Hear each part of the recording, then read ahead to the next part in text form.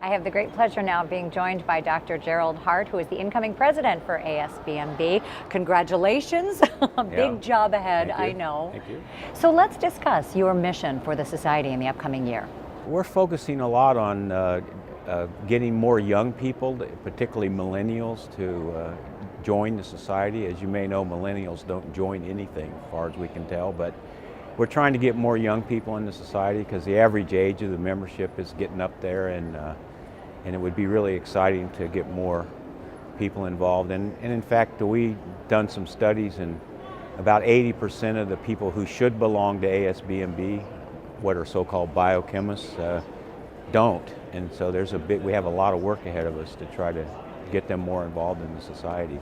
So let's talk about some of the positives of being a member and why it would benefit them personally, because that might be something that really pulls them in. There's a lot of positives. One of the things we're going to focus on is ASBMB does a lot of stuff in terms of public outreach, in terms of particularly advocacy. So one of the advantages of these big societies is you actually have impact on Congress and influence. You know, numbers speak loudly. You know, when you have thousands of scientists involved in, you know, that's when NIH funding gets better and all these things happen.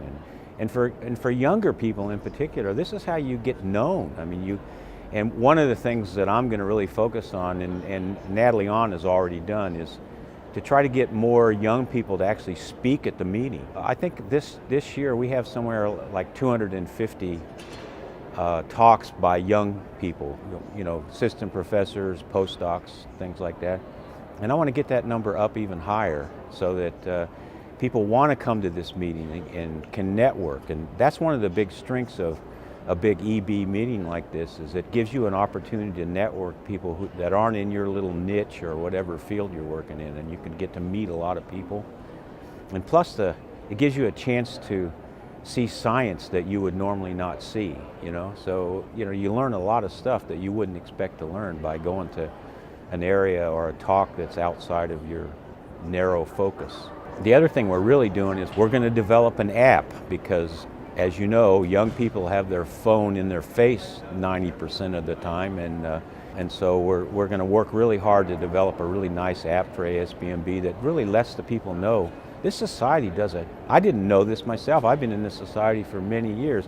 The stuff it does to help the membership is really beyond belief. You know, and I have to say, most people are totally unaware of all the things the society does.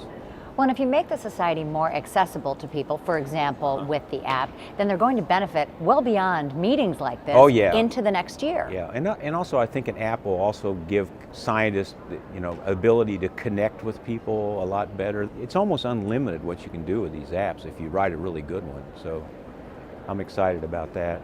So by the time we see you next year, for next year's meeting, we may see a vast transformation.